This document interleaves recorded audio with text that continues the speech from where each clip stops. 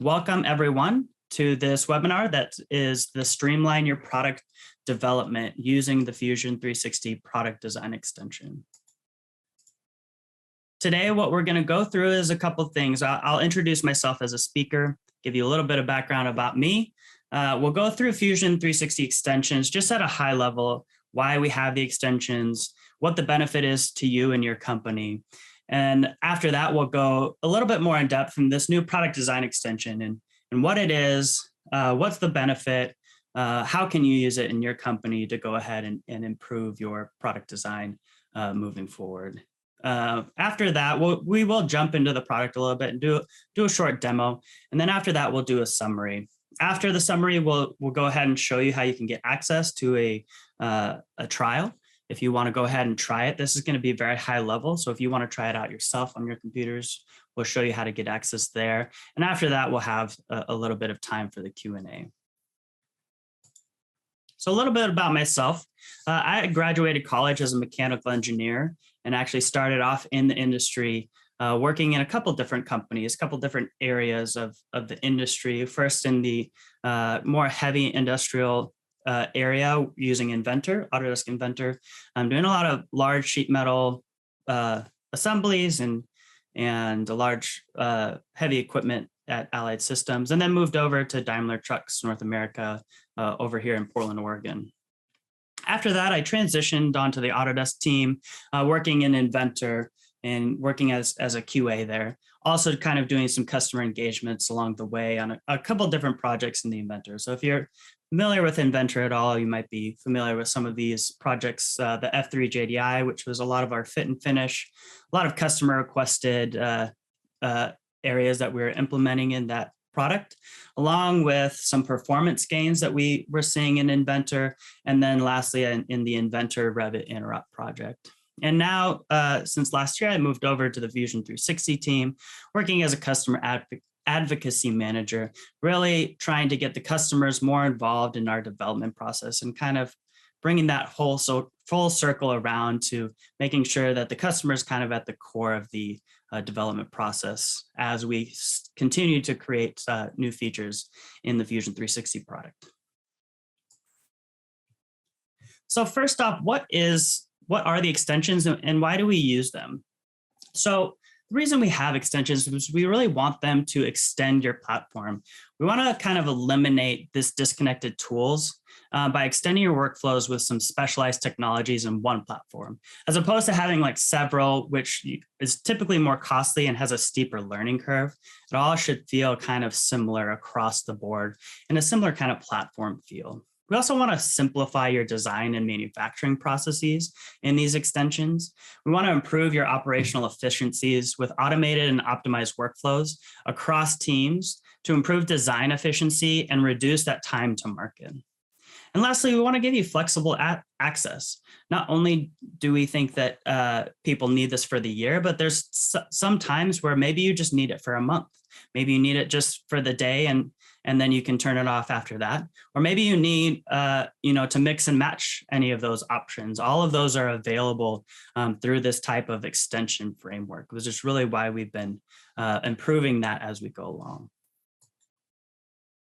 So moving forward, what is this new product design extension?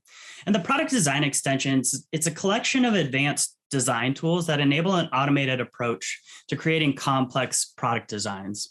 So it includes intelligent feature settings and manufacturing aware guidance that will improve product performance and prepare your design for production. Focus more time on the function and aesthetics of your product as you apply specialized tools that increase modeling efficiency and editing capabilities.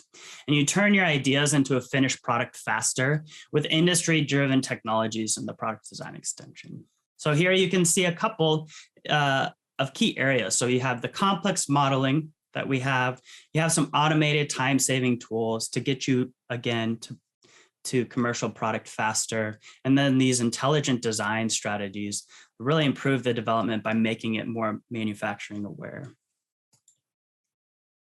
So getting down to what is the actual difference between what we have in core and what do we add in this product design extension?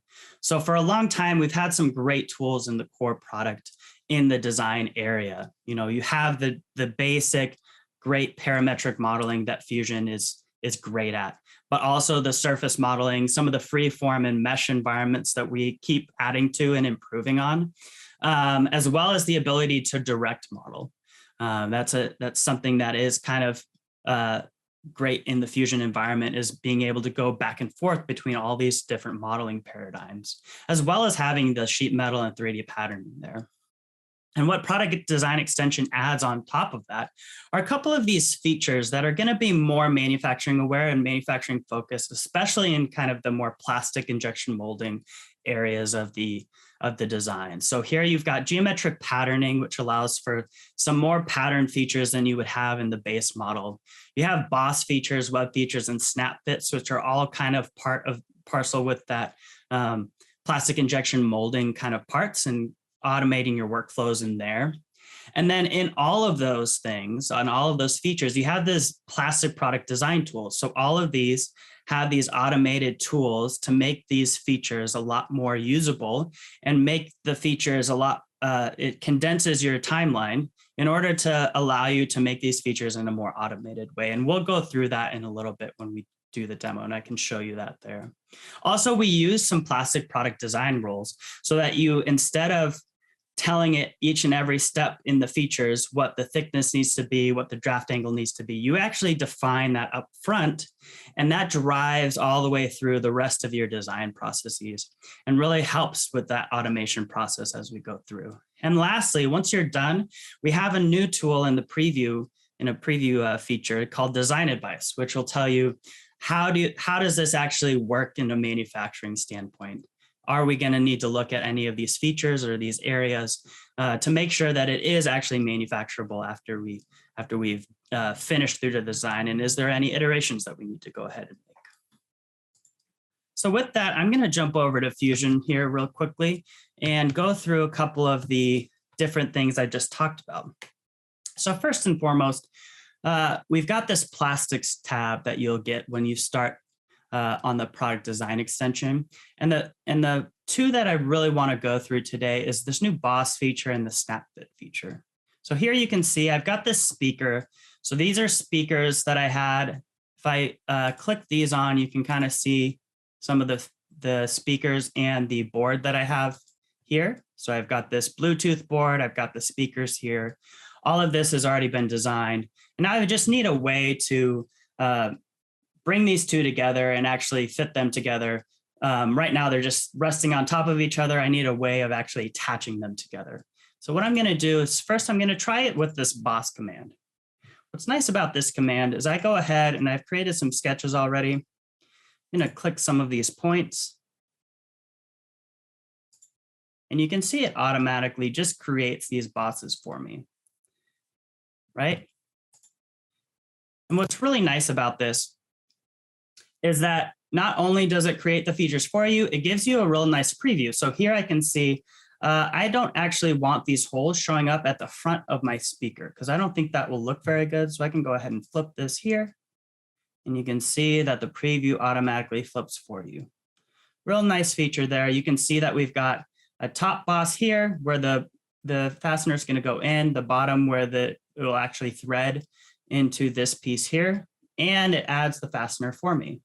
And all of this is controlled through this dialog box, right? And so if I want to go ahead and make this a little bit bigger, I can make it a little bit bigger. Say I want it 4 millimeters, and it goes ahead and updates all of my parameters for me. So instead of me going back through and having to update all of these again, just automatically works. If I want to go ahead and edit it, I can go ahead and edit it.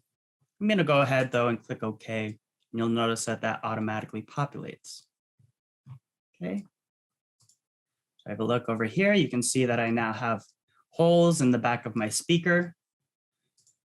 The fasteners are added. So here you can see this Phillips head is added to all of these areas. And we're ready to go. But say I go back and I talk to my industrial designer. My industrial designer says, I like it, but I don't like that there's holes back there. I want this all to be this clean surface that you don't see anything. So we have some options there as well. So let's say instead of doing that boss command, I want to make this snap fit. Okay. This is a pretty common tool in the plastic injection molding area. I'm going to go ahead and click these two. And again, similarly to the boss command, see how that everything is controlled and created in this dialog box. All of these here, you can see that the thicknesses, a lot of the diameters are already preset for you. And this is a lot of this is driven by how you set up your materials and your standards at the beginning. And we're not going to go through that here. We'll probably have some other webinars that go into more detail, but it's really doing that manufacturing thinking ahead of time. So it drives, like I said, it drives into these features downstream that you're working on now. So here you can see the snap fit. I don't actually want it to look that way. I want it to, the snap to be coming from that top cover, right? And I can just click OK. And say I want to put some on the back as well. I'm going to go ahead and create that sketch again, and I can go ahead and create it on the back as well. Real easy to do. All I need is some points there. You can see this is actually rotated incorrectly, so I can go ahead, rotate it 180 degrees, and there you go. I also want to go ahead and extend these. And you can see I forgot to do it on the last one. And the reason we want to do that is because we don't want this undercut here. If we have it only here, right, you would get this undercut here, which is problematic for your tooling. So I'm going to say 2 next. And the nice thing about this is I forgot it here. And if it was any other type of feature, I would have to go back through the feature tree because I probably would have had like 10 features to create that snap fit. Here, I just double click the snap fit, change the extend type, and I'm done. So again, just another way of automating your process. How much faster is it to design this than trying to create every single one of those features to create a snap fit? So much easier. And you'll notice here too in the timeline that this is a feature that is in both my case and my cover. So if I dig down into my case, I'll see the snap fits there. But also when I dig down into my cover, see the snap fits there, and they can be edited in any of those areas. So now I'm saying, this looks good. I think I'm probably ready to manufacture it. But before I do, let's get a little bit of advice and make sure that it's actually working. And we'll work with the manufacturing processes that we're talking about. So I'm going to go ahead and click this design advice. I'm going to click the body and then click a pull direction. And we analyze that. And this will come up with a couple of recommendations on areas that you need to just be aware of when you're going through and thinking about this from an injection molding perspective. So the first is thicknesses. There's large thickness variations right here. This again is all driven from the rules that we set up earlier, or the rules that come standard in the product design extension. So not only does it give us areas to look for in the large thickness variation, it also gives us a recommendation on what to do about those. So it could be that we need to go ahead and change those thicknesses because the thickness variation is too large. But it also could be that maybe for this plastic type, that's actually okay. And we need to go back into our rule and say, actually, the thickness variation that we're allowed to tolerate is different than what we have right now. And similar for this type of draft, right? So right now, the minimum draft is 0.5. So maybe this tooling shop can do a little bit less than that. And then also for undercuts, it'll show you where the undercuts are. But for many things like snap fits, you can actually modify the tooling in order to make sure that those work with some side pulls in that tool. So it's not saying whether it's good or bad, just letting you know where you can look and where you can have these conversations with either your supplier or if you're doing this internally with your internal manufacturing engineers, and make sure that they understand and you understand whether this is going to work in the tooling that you're working with. So once I've done that, I'm ready to go. So let's hop back over to the presentation.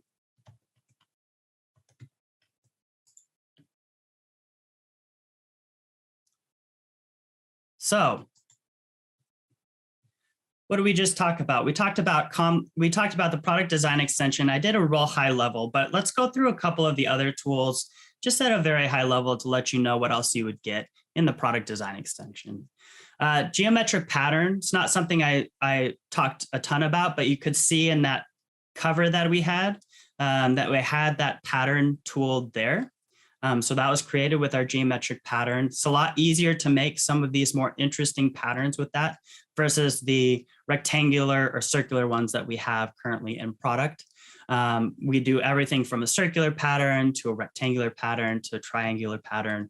And then you get to change the shape as it's going through the pattern as well, making some real interesting patterns that you can use in your plastic design. The try-mesh to B-rep is more about mesh to B-rep workflows. So we have a lot of users that are doing more scan data type work.